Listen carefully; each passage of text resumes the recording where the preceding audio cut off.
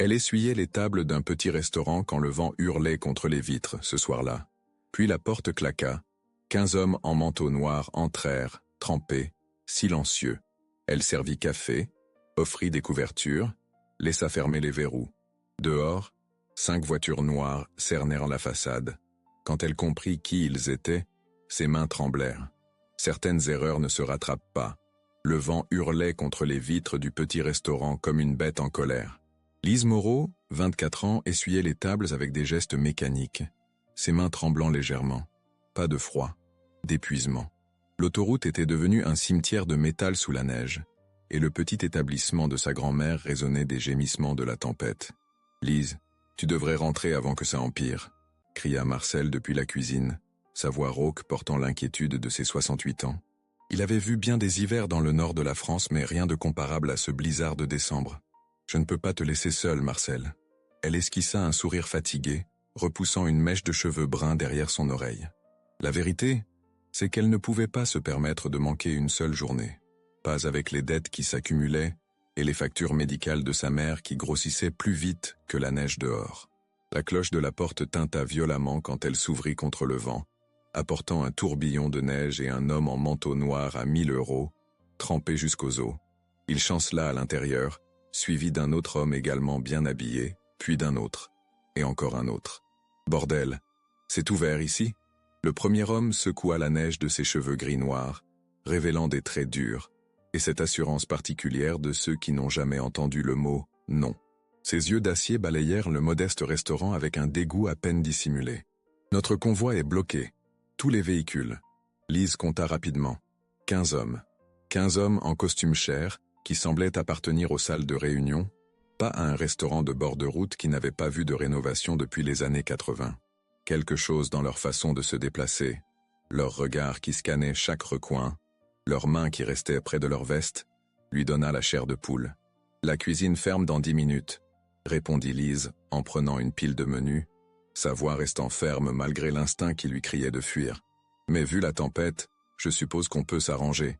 On n'est pas exactement ici par choix, ma belle. » Sa voix portait cette autorité glaciale de ceux qui sont habitués à être obéis sans question. « Je suis Vincent Castellano. » Il attendit une réaction qui ne vint pas.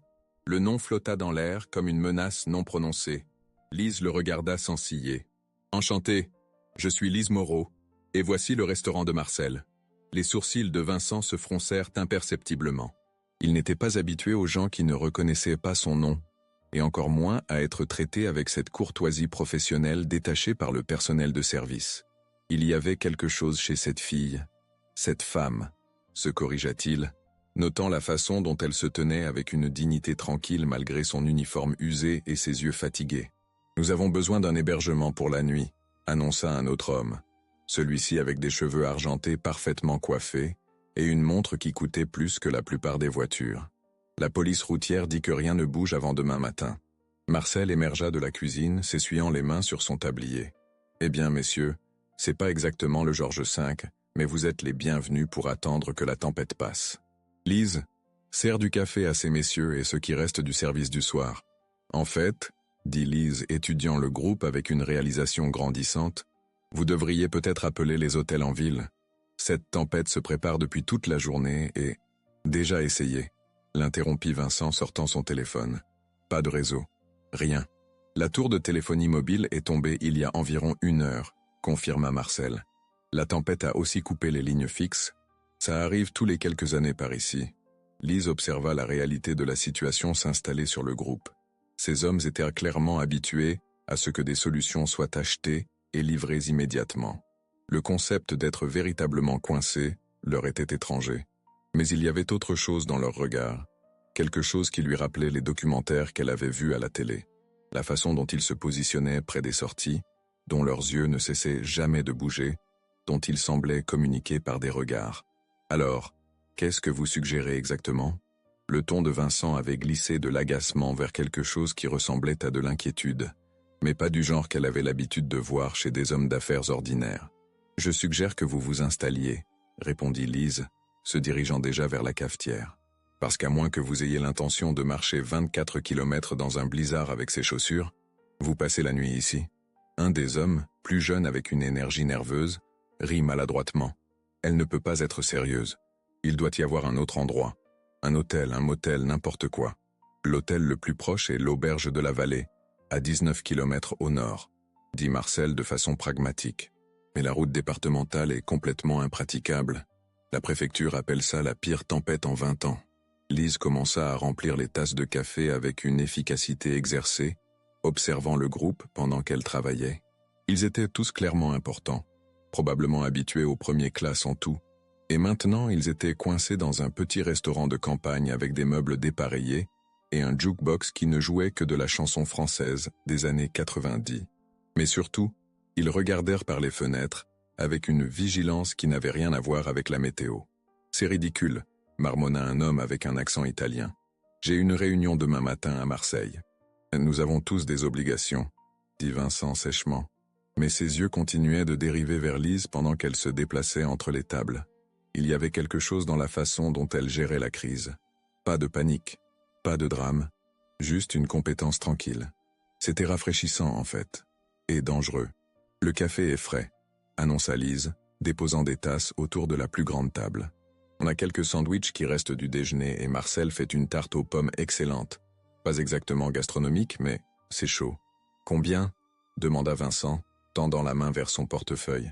Lise s'arrêta, l'étudiant. « Pour du café pendant une tempête qui menace des vies, ça s'appelle l'hospitalité, monsieur Castellano. Je n'avais pas l'intention de facturer la décence humaine de base. » Quelques hommes échangèrent des regards. Ils n'étaient pas habitués à la générosité sans condition, surtout de la part de gens qui avaient clairement besoin d'argent. Dans leur monde, tout avait un prix, et la gentillesse était souvent la monnaie d'échange la plus dangereuse. « C'est très aimable, » dit Vincent avec précaution. « Mais nous pouvons certainement payer pour... » « Vous pouvez payer en ne traitant pas cet endroit comme s'il était au-dessous de vous, » répondit Lise calmement, soutenant son regard directement. « On n'a peut-être pas de sol en marbre et de lustres en cristal, mais on a un meilleur café que la plupart des endroits à Paris, et assez de cœur pour aider des étrangers par la pire nuit de l'année. » Le silence qui suivit ne fut brisé que par le vent qui faisait trembler les fenêtres. Vincent ressentit quelque chose d'inattendu, un élan de honte. Quand était-ce la dernière fois que quelqu'un l'avait remis à sa place si élégamment? Dans son monde, les gens avaient peur de lui, ou voulaient quelque chose de lui. Cette femme semblait le voir juste comme une personne quelque peu impolie qui avait besoin de café et d'abri, rien de plus. « Vous avez raison », admit-il, se surprenant lui-même autant que ses associés. « C'était présomptueux de ma part. Merci pour l'hospitalité, Lise. » Elle hocha la tête une fois, acceptant les excuses avec grâce. « Je vais préparer ces sandwichs. Marcel, tu peux m'aider avec les arrangements pour dormir. » « Arrangements pour dormir ?» L'homme aux cheveux argentés avait l'air alarmé. « Eh bien, vous n'allez pas dormir dans vos voitures par des températures sous zéro, » dit Lise de façon pratique. « On a quelques matelas dans la réserve, et le chauffage marche mieux ici qu'à peu près n'importe où ailleurs en ville en ce moment. » Alors que Lise disparaissait dans la cuisine avec Marcel, les 15 hommes s'assirent dans un silence que stupéfait. Ils étaient passés de berline de luxe à restaurant de campagne, d'attente d'hôtel 5 étoiles à camper sur des matelas, et d'une manière ou d'une autre la jeune femme aux yeux bienveillants et à la langue acérée avait rendu cela non seulement acceptable, mais presque raisonnable. Mais Vincent ne pouvait s'empêcher de penser qu'elle n'avait aucune idée dans quoi elle s'embarquait. Ces hommes n'étaient pas de simples hommes d'affaires bloqués par la neige. Le téléphone qui avait sonné dans sa poche juste avant que le réseau ne tombe était Enzo Maretti, et le message était clair. La réunion de demain ne pouvait pas être reportée. Trop d'argent en jeu, trop de territoires à redéfinir. Et maintenant, ils étaient tous coincés avec une serveuse innocente qui les traitait comme des clients ordinaires. Il la regarda à travers la porte de la cuisine, notant la grâce avec laquelle elle bougeait malgré sa fatigue évidente. Dans son monde de violence calculée et de loyauté achetée, Lise Moreau était une anomalie dangereuse, pure, authentique et complètement vulnérable. Vincent Castellano avait survécu 20 ans dans la famille en apprenant à identifier les menaces et les opportunités. Ce soir, il ne savait pas dans quelle catégorie placer la jeune femme qui venait de leur offrir un abri. Tout ce qu'il savait, c'est qu'elle venait de changer quelque chose en lui qu'il croyait mort depuis longtemps. Et dans son monde, les changements étaient rarement sans conséquences. La soirée s'étira dans une atmosphère de plus en plus surréaliste. Lise et Marcel travaillaient sans relâche pour mettre leurs invités inattendus à l'aise, installant des couchages de fortune, maintenant le café chaud, et réussissant d'une manière ou d'une autre à nourrir 15 hommes avec ce qui restait dans la cuisine. Vincent observait tout cela avec une fascination croissante. Chaque interaction qu'il avait jamais eue avec le personnel de service avait été transactionnelle, polie, efficace, mais finalement centrée sur l'argent qui changeait de main. Ceci était différent. Lise se déplaçait dans le restaurant comme si elle se souciait vraiment de leur confort, s'enquérant des restrictions alimentaires, s'assurant que tout le monde avait assez de couverture, même en réglant la radio pour trouver une meilleure musique. Mais Vincent remarquait autre chose aussi. La façon dont elle évitait certains regards, comment ses mains tremblaient légèrement quand elle pensait que personne ne regardait, comment elle vérifiait constamment la porte, comme si elle s'attendait à ce que quelqu'un d'autre arrive. « Tu n'as pas besoin de te donner tout ce mal », lui dit-il alors qu'elle remplissait sa tasse pour la 4e fois vers minuit. Sa voix était plus douce qu'à l'habitude, presque protectrice. « Ce n'est pas du mal », répondit-elle simplement. « C'est juste ce qu'on fait pour les gens, même pour des gens qu'on ne connaît pas, des gens qui pourraient être des criminels, pour tout ce qu'on en sait. » Vincent inclina la tête, la considérant. « Sommes-nous des criminels ? Eh bien, certains d'entre vous sont en finance, alors c'est discutable. » Lise laissa échapper un petit sourire, le premier qu'il lui voyait vraiment. Le sourire qui traversa le visage de Vincent valait plus que n'importe quel accord qu'il avait conclu cette année. Mais il disparut rapidement quand il vit Luigi Torino se lever et s'approcher du comptoir où Lise rangeait les verres. Luigi était imprévisible dans le meilleur des cas, violent dans le pire. « Hé, ma jolie », dit Luigi, sa voix portant cet accent sicilien qui avait glacé le sang de plus d'un homme. « Ton patron là, Marcel, il a des dettes? Des problèmes avec qui que ce soit ?» Lise se figea, un verre à la main. « Pardon ? Simple question. Un endroit comme ça, dans un coin perdu, ça peut attirer l'attention. Mauvaise attention. » Luigi s'appuya contre le comptoir, trop près. « Tu sais jamais qui pourrait débarquer par une nuit comme celle-ci ?» Vincent se leva immédiatement, sa chaise raclant contre le sol avec un bruit sec qui fit se retourner tous les autres. « Luigi, assieds-toi. Juste une conversation amicale, Vincent. » Mais Luigi recula d'un pas. Dans leur monde, quand Vincent Castellano parlait, même les hommes comme Luigi écoutaient. Lise regardait entre les deux hommes, et Vincent vit le moment exact où la compréhension frappa. Le changement dans ses yeux, la façon dont sa main se resserra sur le verre, comme elle reculait instinctivement. Elle commençait à comprendre qui ils étaient vraiment. « Tu as peur », observa Vincent doucement quand Luigi fut retourné s'asseoir. « Devrais-je l'être ?» La question était directe, sans détour. Vincent la regarda pendant un long moment. Dans son monde, la peur était un outil, un moyen de contrôle. Mais l'idée que Lise ait peur de lui donnait un goût amer dans la bouche. Pas de moi, jamais de moi. Et des autres, ils ne te feront pas de mal. Sa voix portait une promesse mais aussi une menace implicite dirigée vers ses associés. Je m'en assure.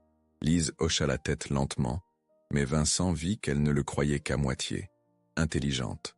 Dans son monde, les promesses de protection venaient souvent avec des attentes cachées. La nuit continua, et lentement l'atmosphère changea. Ces titans de l'ombre, privés de leur pouvoir et de leur confort habituel, commencèrent à se parler comme de véritables êtres humains. Des histoires furent partagées, des plaisanteries furent faites, et quelque part vers 2 heures du matin, Lise se retrouva à rire vraiment à quelque chose que Marco, l'homme aux accents italiens, avait dit sur sa première journée à Marseille. « Tu sais », dit David Chen, un associé de Vincent spécialisé dans le blanchiment d'argent depuis Hong Kong, « c'est la première conversation authentique que j'ai eue depuis des mois qui ne concernait pas les territoires ou les pourcentages. C'est parce que vous n'êtes pas dans votre environnement habituel, » observa Lise s'installant dans une chaise avec sa propre tasse de café. Pas d'assistant pour filtrer tout, pas d'agenda à suivre, juste des gens qui sont des gens. Très philosophique pour 2 heures du matin, commenta Vincent, mais son ton était admiratif plutôt que moqueur. Marcel dit que je pense trop. Les yeux de Lise rencontrèrent les siens à travers la table. Risque professionnel du service de nuit. Beaucoup de temps pour observer les gens quand on est invisible pour eux. Invisible ? Le personnel de service l'est généralement pour les gens comme vous, où nous sommes du bruit de fond, partie du décor. Elle n'était pas amère à ce sujet, juste factuelle. Vincent ressentit un autre élancement inconfortable de reconnaissance. Combien de serveuses, de femmes de ménage, de réceptionnistes avait-il dépassé sans les voir? Combien de Lise avaient servi son café, sans qu'il remarque jamais qu'elles étaient de vraies personnes, avec des pensées et des rêves? C'est probablement vrai, admit-il, et probablement mal de notre part. Lise l'étudia avec ses yeux sombres et intelligents. Probablement. Alors que l'aube approchait et que la tempête commençait enfin à s'apaiser, Lise prépara le petit déjeuner pour les 15 hommes. Œufs brouillés, bacon, pain grillé et le meilleur café que Vincent ait jamais goûté. La conversation avait évolué tout au long de la nuit, passant de la politesse distante à une véritable connexion, et maintenant, il y avait une camaraderie détendue qui semblait presque surréaliste. Mais Vincent ne pouvait pas oublier le regard dans les yeux de Lise quand Luigi l'avait approché. Cette peur qui s'était allumée et qui ne s'était jamais complètement éteinte. Elle savait maintenant qui ils étaient, ou du moins ce qu'ils représentaient, et cela changeait tout. Ceci a été. Vincent lutta pour trouver les mots alors qu'il se préparait à partir. Transformateur. Cher, suggéra Lise, avec un petit sourire ironique. Révélateur, finit-il sérieusement. Le sourire de Lise vacilla légèrement. Elle avait vu ce regard auparavant. Des hommes puissants qui confondaient la gratitude avec l'attraction, qui prenaient sa gentillesse pour de la disponibilité. Dans son monde à elle, les contes de fées finissaient rarement bien pour les filles comme elle. « Eh bien, j'espère que votre route de retour sera sûre, monsieur Castellano. » L'adresse formelle était délibérée, créant de la distance. Vincent le sentit immédiatement et se retrouva étrangement déçu. « Vincent, corrigea-t-il. Après cette nuit, je pense qu'on a dépassé les formalités. Passez une bonne vie, Vincent, dit Lise doucement mais fermement, commençant déjà à débarrasser les tables. Vincent voulait dire quelque chose de plus, mais les autres hommes se dirigeaient déjà vers leur voiture. La tempête était passée, les routes étaient en train d'être dégagées, et la réalité se réaffirmait. Il était un chef de la mafia, et elle était une serveuse de petite ville. Ce qui s'était passé ici était beau mais temporaire, comme la neige qui fondrait avant l'après-midi. Sauf qu'en marchant vers sa voiture, Vincent ne pouvait pas se débarrasser du sentiment qu'il laissait quelque chose d'important derrière lui, quelque chose qu'il ne trouverait peut-être jamais ailleurs. Ce que Vincent ne savait pas, c'est qu'en haut, dans l'appartement au-dessus du restaurant, Lise regardait par la fenêtre le convoi de voitures noires qui s'éloignait dans l'aube grise. Elle avait reconnu deux des visages cette nuit, des photos qu'elle avait vues dans les journaux, des noms murmurés dans les émissions de télé sur le crime organisé. Vincent Castellano n'était pas juste un homme d'affaires, c'était le genre d'homme dont les gens disparaissaient quand ils en savaient pas trop. Et maintenant, il savait où elle travaillait, où elle vivait, à quoi elle ressemblait quand elle souriait. Lise toucha le rideau et recula de la fenêtre. Elle avait survécu à beaucoup de choses ces dernières années, mais elle avait le sentiment que sa vie tranquille venait de prendre fin. Dans un monde où la gentillesse était perçue comme une faiblesse et la peur comme du bon sens, elle venait de montrer les deux à des hommes qui gardaient des comptes très précis de ce genre de dettes. Le téléphone sonna en bas. Même avec les lignes réparées, elle ne décrocha pas. Quelque chose lui disait que certains appels, il valait mieux ne pas les prendre. 3 semaines plus tard, Lise était encore en train d'essayer de comprendre ce qui était arrivé à sa vie. Le matin après la tempête, quand 135 voitures noires avaient encerclé le restaurant de Marcel, elle avait pensé qu'elle hallucinait d'épuisement. Des journalistes, des photographes et des curieux avaient suivi, transformant son lieu de travail tranquille en chaos. Le restaurant de Marcel était devenu viral du jour au lendemain. L'histoire de la serveuse qui avait accueilli des chefs de la mafia faisait le tour des réseaux sociaux, et tout le monde voulait connaître l'ange qui avait ouvert ses portes aux hommes les plus dangereux de France. L'affluence soudaine aurait dû être une bénédiction, mais Lise se sentait dépassée par la tension. Plus troublant encore, elle avait commencé à remarquer des choses. Des voitures qui passaient trop souvent devant le restaurant, des hommes en costume qui commandaient un café et restaient 3 heures sans rien dire. Des appels téléphoniques qui raccrochaient quand elle décrochait. « Commande prête !» cria Marcel, faisant glisser les assiettes sur le passe. Son arthrite le faisait souffrir davantage ces derniers temps, et Lise s'inquiétait de le voir tenir le rythme avec l'afflux soudain de clients. Mais ce qui l'inquiétait plus, c'était la façon dont certains de ses nouveaux clients la regardaient. Pas comme une serveuse, comme une cible. « J'arrive !» Lise prit les assiettes et navigua à travers le restaurant bondé. Il y a 1 mois, leur plus grosse affluence était la foule du dimanche après la messe. Maintenant, ils avaient des files d'attente devant la porte et des demandes de réservation pour un endroit qui n'avait jamais pris de réservation. La cloche tinta, et Lise leva les yeux en prenant une commande, son souffle se coupant quand elle reconnut l'homme en manteau cher. Vincent Castellano se tenait dans l'embrasure de la porte, ayant l'air aussi confiant et composé qu'il y a 3 semaines, Mais quelque chose dans son expression était différent, moins arrogant, plus incertain. Et ses yeux scannaient la salle d'une façon qui lui rappela pourquoi elle avait eu peur cette nuit-là. « Monsieur Castellano », dit-elle poliment, finissant avec sa table actuelle avant de l'approcher. « De retour pour plus de ce café qui change la vie ? Quelque chose comme ça ?» Son sourire était prudent. « En fait, j'espérais qu'on pourrait parler. »« Je travaille », répondit Lise, pas méchamment, mais établissant clairement les limites. « Mais si vous voulez une table, je peux vous installer. » Vincent jeta un coup d'œil autour du restaurant bondé, notant comment chaque conversation s'était arrêtée au moment où il était entré. Les gens le fixaient, certains pas si subtilement, prenant des photos avec leur téléphone. Peut-être quelque part de plus privé. L'expression de Lise se refroidit légèrement. C'est un restaurant, pas un club privé. Si vous voulez de l'intimité, il y a probablement un endroit plus à votre niveau à Paris.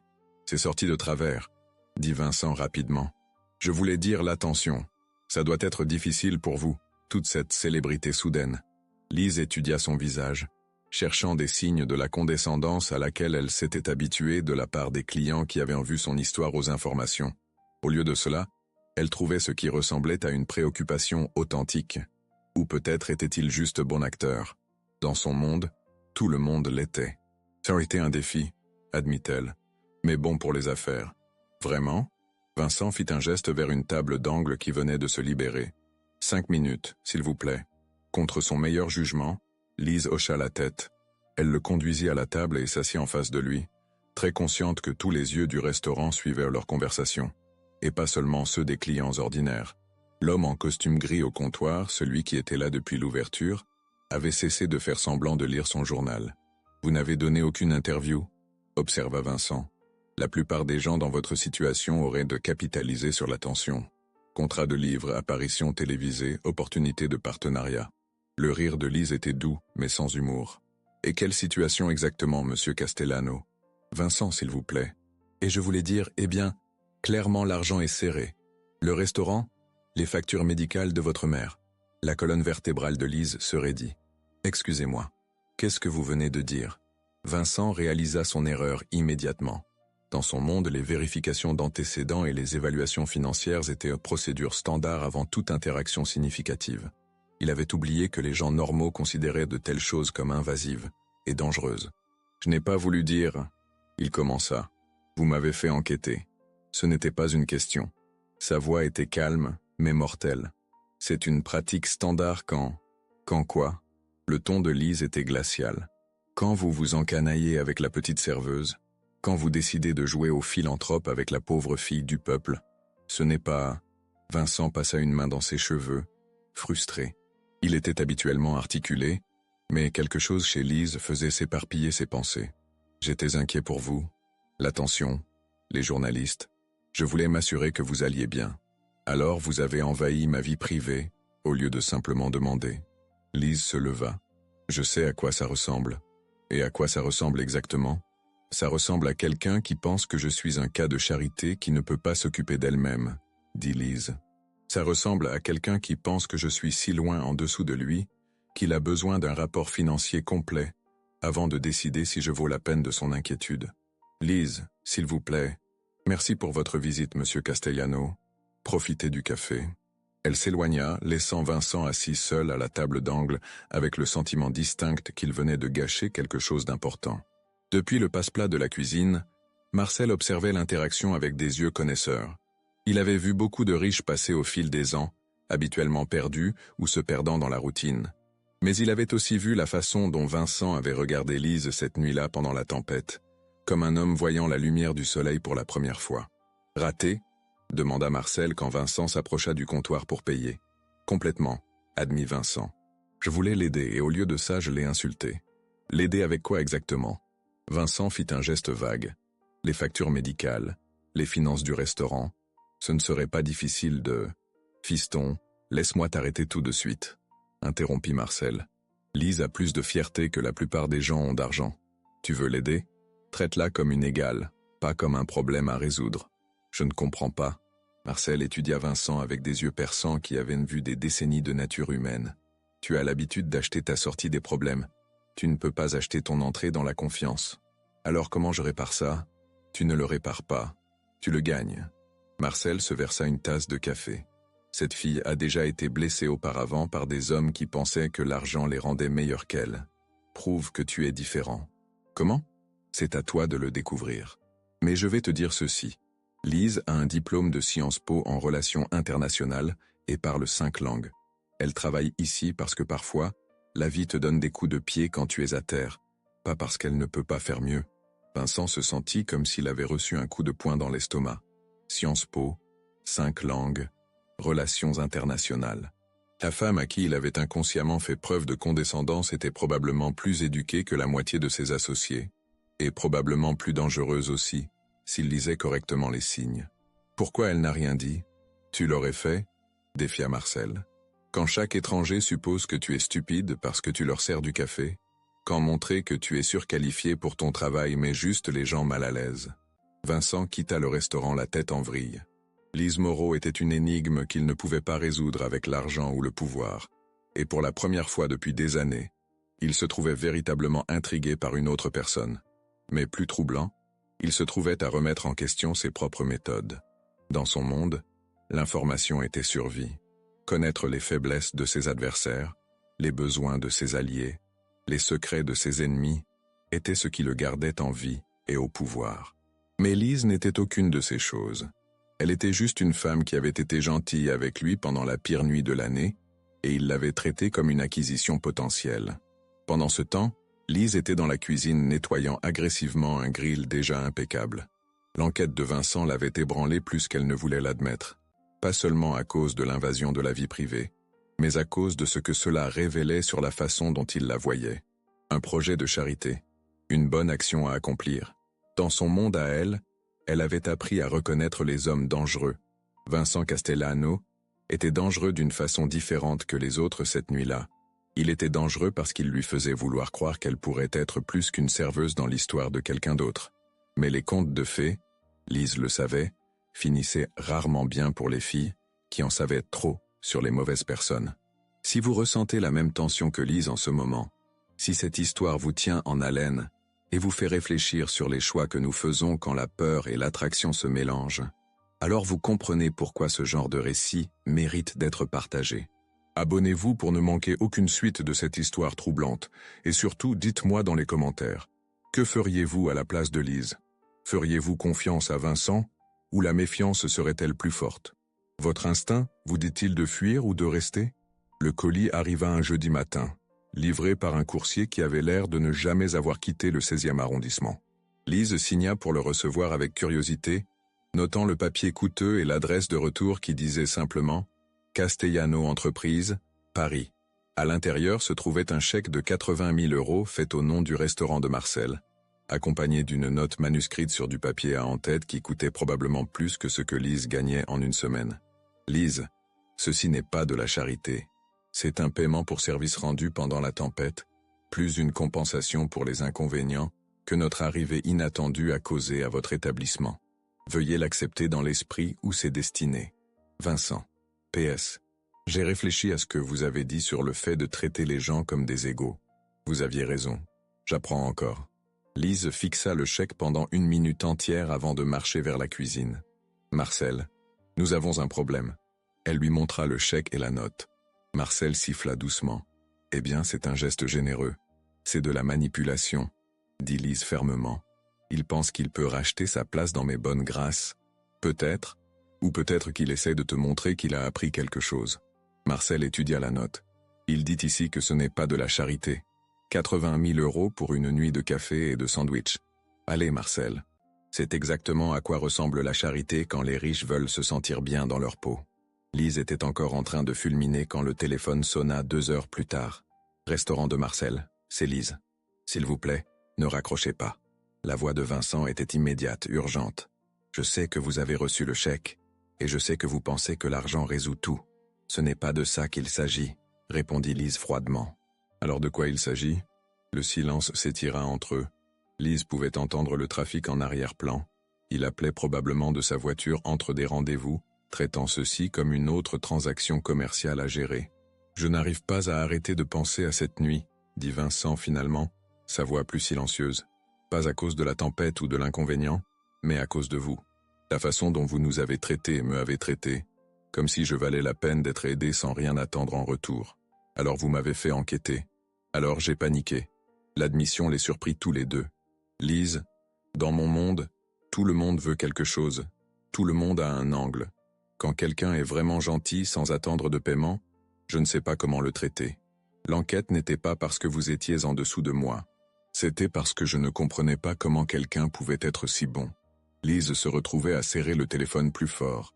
Il y avait quelque chose dans sa voix qu'elle n'avait pas entendu auparavant. De la vulnérabilité, peut-être une véritable incertitude. Ou peut-être était-il juste très bon pour mentir. Le chèque n'est pas de la charité, continua Vincent. C'est du respect. Vous avez fourni un service cette nuit-là qui allait bien au-delà de la nourriture et de l'abri. Vous avez rappelé à 15 hommes cyniques à quoi ressemble la décence humaine. Ça vaut plus que 80 000 €, mais c'est ce que je peux offrir. Vous auriez pu juste dire merci. J'ai essayé. Vous êtes parti parce que vous m'avez traité comme une curiosité au lieu d'une personne. Vous avez encore raison. Le rire de Vincent était autodérisoire. J'ai l'habitude de faire les mauvais choix avec vous. Malgré elle, Lise sentait sa colère s'adoucir. Pourquoi ça compte ce que je pense de vous? Je ne sais pas, répondit Vincent honnêtement. C'est ce qui me rend fou. Lise ferma les yeux, sentant quelque chose de dangereux remuer dans sa poitrine. L'espoir, la seule émotion qu'elle s'était promis de ne pas se permettre. Monsieur Castellano, Vincent, s'il vous plaît. Vincent, je ne peux pas encaisser ce chèque. Pourquoi pas? Parce qu'accepter de l'argent de vous change les choses entre nous. Ça fait de ça une question de dette et d'obligation au lieu de... Elle s'arrêta, réalisant qu'elle était sur le point d'admettre plus qu'elle ne l'avait prévu. Au lieu de quoi? Au lieu de ce que cette conversation est vraiment. Vincent fut silencieux pendant un moment. Alors ne l'encaissez pas mais ne me le renvoyez pas non plus. Gardez-le comme assurance pour les dépenses médicales de votre mère, pour le restaurant, pour tout ce dont vous avez besoin. Sans condition. Il y a toujours des conditions. Pas cette fois. Lise voulait le croire. Mais l'expérience lui avait appris que les hommes comme Vincent Castellano ne donnaient pas 80 000 € sans attente. « Qu'est-ce que vous voulez de moi ?» demanda-t-elle directement. « Honnêtement, je veux vous emmener dîner. Quelque part de bien où on peut avoir une vraie conversation sans journaliste ou client ou complications. Je travaille les soirs. Déjeuner alors ou café ou bon sang. Une promenade aux Tuileries. Je veux juste vous revoir sans avoir l'impression de vous décevoir. » L'honnêteté dans sa voix faillit défaire sa résolution. Pourquoi? Parce qu'en 38 ans, vous êtes la première personne qui m'a donné envie d'être meilleur que je ne suis. Le cœur de Lise fit quelque chose de dangereux dans sa poitrine. C'était exactement le genre de pensée qui l'avait mise en difficulté auparavant. Croire qu'elle pouvait d'une manière ou d'une autre sauver ou changer un homme. Croire qu'elle était assez spéciale pour valoir l'effort. « Vincent, dit-elle prudemment, vous ne savez rien de moi. La vraie moi, pas la sainte que les journaux ont inventée. Si vous saviez la vérité, alors dites-moi la vérité. Ce n'est pas si simple. Car pourquoi pas? Parce que la vérité était que Lise Moreau avait été autrefois Élise Marie Dubois, héritière d'une fortune hôtelière qui avait été systématiquement détruite par des raideurs corporatifs. Parce qu'elle avait fui Paris il y a 3 ans, après avoir découvert la trahison de son fiancé et le vol des partenaires commerciaux de sa famille.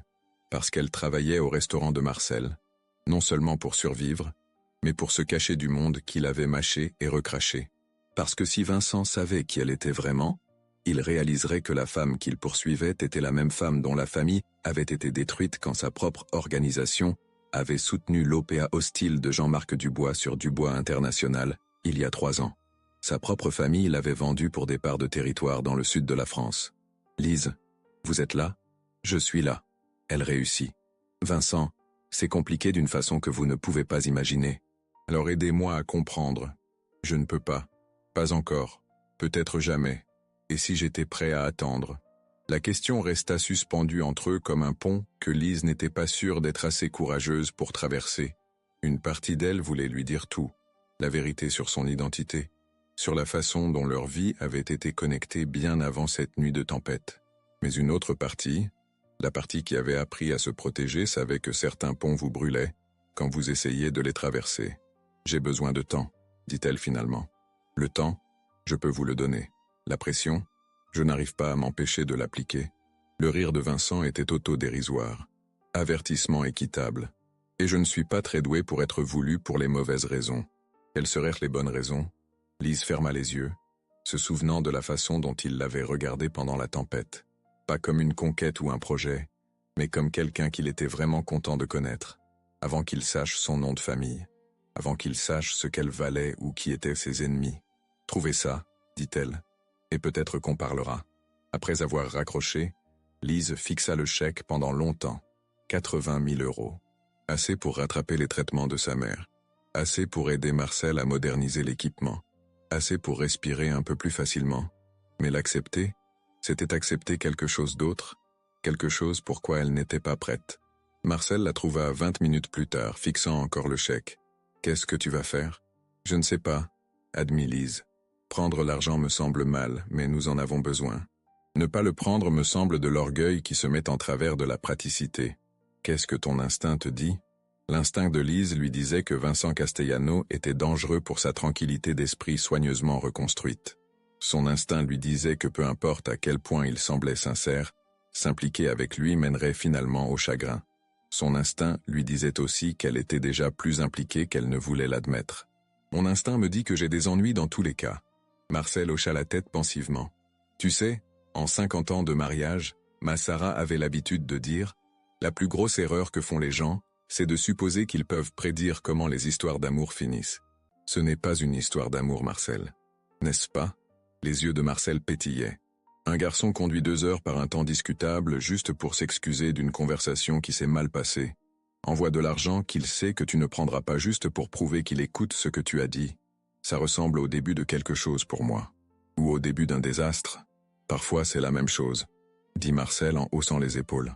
La question est, tu vas laisser la peur faire tes choix, ou tu vas voir ce qui arrive quand tu donnes à quelqu'un une chance de te surprendre. Ce soir-là, Lise prit une décision. Elle appela le numéro sur la carte de visite de Vincent, atteignant son assistant personnel. « C'est Lise Moreau. S'il vous plaît, dites à Monsieur Castellano que je garderai le chèque en fiducie pour le restaurant. Mais je ne l'encaisserai pas à moins qu'on en ait vraiment besoin. Et dites-lui que s'il veut déjeuner un jour, il peut m'appeler. Mais pas d'enquêteur, pas de vérification d'antécédents, pas de recherche, juste 2 personnes ayant une conversation. » 2 jours plus tard, Vincent appela. « Déjeuner ?» dit-il sans préambule quand Lise répondit. « Bonjour à vous aussi. Désolé. Bonjour Lise. Comment allez-vous? Aimeriez-vous déjeuner avec moi ?» Lise sourit malgré elle. « Mieux. Oui, je voudrais bien. Mais c'est moi qui choisis l'endroit. Marché. Où? Chez Rosetti. C'est un petit Italien à environ 20 minutes d'ici. Rien de fantaisiste, mais les lasagnes sont incroyables. Ça sonne parfait, Lise. Ouais, pas de costume. Et vous payez votre propre addition. » Le rire de Vincent était chaud et authentique. « Oui, madame. » Alors que Lise raccrocha, elle ressentit le premier frémissement de quelque chose qui pourrait avoir été de l'espoir. Peut-être que Marcel avait raison. Peut-être que parfois les meilleures histoires d'amour étaient celles qu'on ne voyait jamais venir. Mais alors qu'elle marquait son calendrier pour leur rendez-vous déjeuner, Lise ne pouvait pas se débarrasser du sentiment qu'elle était sur le point d'entrer dans quelque chose qui changerait tout. Et elle n'avait toujours pas décidé si c'était quelque chose à anticiper ou à craindre. Ce qu'elle ne savait pas, c'est que Vincent avait les mêmes pensées, assis dans son bureau parisien et fixant son calendrier comme s'il contenait les réponses à des questions qu'il ne savait pas comment poser. Pour eux deux, le déjeuner ne pouvait pas arriver assez tôt, et tous les deux soupçonnèrent que tout serait différent après. La cuisine italienne de Rosetti était exactement ce que Lise avait promis. Rien de fantaisiste, mais le genre d'endroit où les recettes de la grand-mère du propriétaire guidaient encore chaque plat. Vincent arriva 10 minutes en avance, ayant conduit lui-même une berline simple au lieu de sa Mercedes habituelle, avec chauffeur. Il avait aussi suivi les instructions de Lise concernant le costume, optant plutôt pour un jean sombre et un pull en cachemire qui coûtait probablement encore plus que le salaire mensuel de la plupart des gens, mais paraissait au moins intimidant. Lise entra précisément à l'heure, et Vincent sentit son souffle se couper. Sans son uniforme de travail, elle paraissait différente, plus sophistiquée, plus confiante. Elle portait une robe noire simple qui épousait modestement ses courbes, et ses cheveux sombres tombaient en vagues autour de ses épaules. Mais c'était son sourire, authentique et légèrement nerveux, qui fit battre son cœur plus vite. « Vous nettoyez bien ?» dit-elle, glissant dans la banquette en face de lui. « Vous êtes magnifique », répondit Vincent, puis s'inquiéta immédiatement d'avoir été trop direct. Mais le sourire de Lise s'élargit. Merci. Je dois admettre, c'est agréable d'être quelque part qui sent l'ail au lieu de l'huile de friture. Leur conversation commença prudemment, mais trouva rapidement son rythme. Vincent s'était inquiété qu'il n'ait rien à se dire en dehors de la crise qui les avait réunis. Mais Lise était fascinante. Elle parlait intelligemment de tout, des événements actuels à la littérature, et ses observations sur les gens et la nature humaine étaient aiguës et perspicaces. « Vous avez vraiment étudié à Sciences Po », dit Vincent, n'en faisant pas une question. « Relations internationales, summa cum laude », confirma Lise, en roulant des pattes autour de sa fourchette. « Mineur en histoire de l'art. Et vous avez fini chez Marcel parce que… » La fourchette de Lise s'arrêta à mi-chemin de sa bouche. C'était le moment qu'elle avait redouté, le point où elle devrait décider combien de vérités partager. « La vie arrive, dit-elle prudemment. Parfois les plans changent. » Vincent sentit qu'il y avait plus à l'histoire, mais il avait appris sa leçon sur le fait de pousser trop fort. Assez juste. Nous avons tous des choses dont nous préférerions ne pas discuter. « Et vous » demanda Lise, détournant l'attention. « Toujours voulu être un… homme d'affaires » Vincent sourit légèrement à l'euphémisme. « J'ai voulu être professeur quand j'étais gamin. Histoire du lycée. » La surprise de Lise était authentique. « Qu'est-ce qui a changé ?»« Mon père est mort quand j'avais 17 ans. Crise cardiaque. A laissé ma mère avec beaucoup de dettes et très peu d'options. » La voix de Vincent devint distante. « J'ai réalisé que les bonnes intentions ne paient pas les factures ou ne sécurisent pas l'avenir. L'argent le fait. Le pouvoir le fait. Je suis désolé. » dit Lise doucement. « Ça a dû être incroyablement difficile. »« C'était éducatif, » répondit Vincent, puis sembla se reprendre. « Désolé, ça sonnait froid. C'est juste que j'ai appris tôt que le monde ne se soucie pas de vos rêves si vous ne pouvez pas vous permettre de les poursuivre. » Lise ressentit un pincement aigu de reconnaissance. Combien de fois avait-elle pensé des pensées similaires au cours des 3 dernières années ? « Mais vous devez apprécier ce que vous faites maintenant, » dit-elle. « Le pouvoir, le succès. » Vincent considéra ceci. « Je suis doué pour ça. Je suis doué pour lire les entreprises, voir leurs faiblesses, maximiser leur potentiel, mais apprécier… » Il s'arrêta.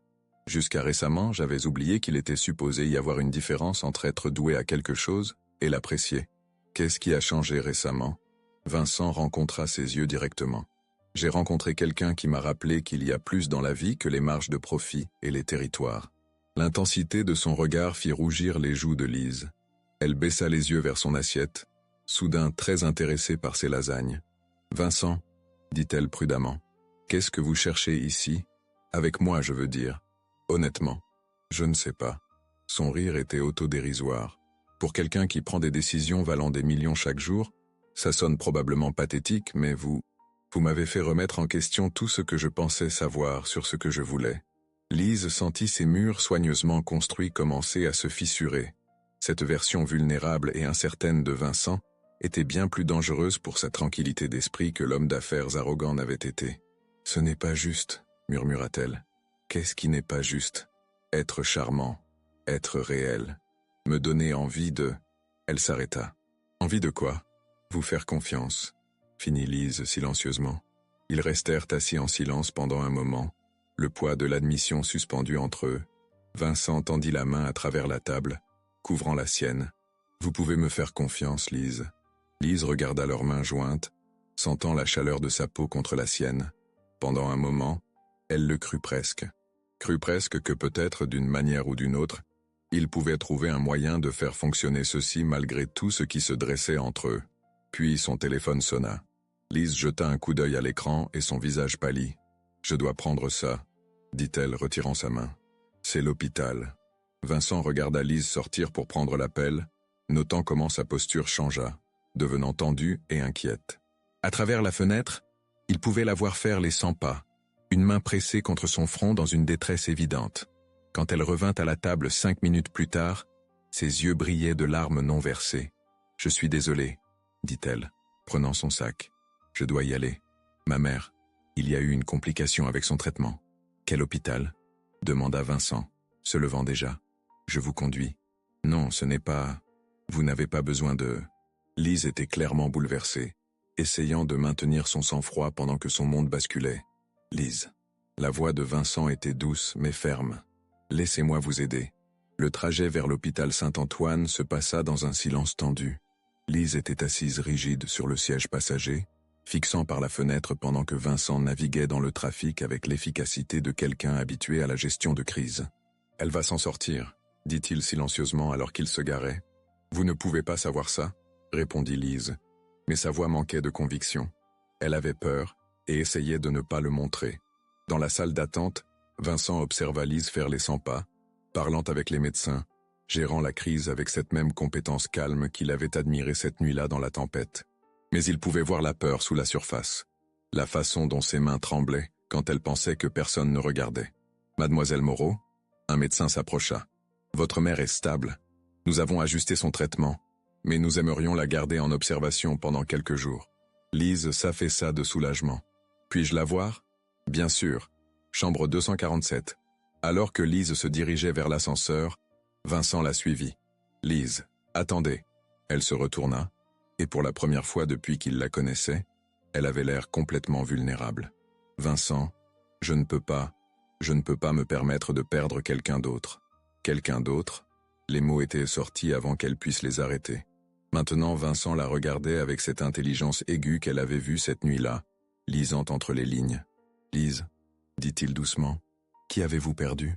Et soudain, dans cette salle d'attente d'hôpital stérile, avec l'odeur de désinfectant et le bruit des machines maintenant les gens en vie, Lise sentit ses défenses s'effondrer. « Mon père, murmura-t-elle, mon fiancé, ma famille, tout. » Vincent tendit la main vers elle, mais elle recula. « Lise, vous ne comprenez pas, dit-elle, sa voix se brisant. Mon vrai nom n'est pas Lise Moreau, c'est Élise Dubois, Élise Marie Dubois. » Le nom la frappa comme une gifle physique. Vincent se figea, son visage devenant d'un blanc de craie. Dubois, l'affaire Dubois internationale, le rachat hostile qu'il avait soutenu il y a 3 ans, la famille qu'ils avaient détruite pour contrôler les hôtels du sud de la France. « Mon Dieu, murmura-t-il, vous êtes la fille de l'homme que votre organisation a détruit ? » Oui. Lise le regardait maintenant avec quelque chose qui pourrait avoir été de la pitié. « Vous ne saviez pas. Comment auriez-vous pu ? Juste une autre transaction pour vous. Juste une autre famille détruite pour le profit. » Vincent sentit son monde se désintégrer. « Lise, nous ne savions pas. Bien sûr que vous ne saviez pas. » Sa voix était devenue froide, détachée. « Les hommes comme vous ne demandent jamais qui se fait blesser quand vous prenez ce que vous voulez. Vous voyez juste les chiffres sur une feuille de calcul. Ce n'était pas comme ça. Était-ce pas ?» Lise inclina la tête. « Alors dites-moi Vincent, comment était-ce exactement ? Dites-moi comment votre soutien à Jean-Marc Villefort pour l'OPA sur l'entreprise de mon père était autre chose que de l'avidité pure. » Vincent ne pouvait pas répondre parce qu'elle avait raison. L'affaire Dubois avait été uniquement sur le profit, sur l'expansion du territoire, sur la prise de contrôle d'une chaîne d'hôtels lucrative. Il n'avait jamais pensé aux personnes derrière les chiffres. « J'ai perdu tout, » continua Lise, sa voix maintenant complètement contrôlée. « Mon père est mort d'une crise cardiaque 6 mois après avoir perdu son entreprise. Mon fiancé m'a quitté quand l'argent était parti. Ma mère est devenue malade du stress. Et moi, j'ai fui à la campagne et j'ai appris à faire du café. Lise, s'il vous plaît. Donc vous voyez Vincent, cette chose entre nous, ce n'était jamais vraiment possible.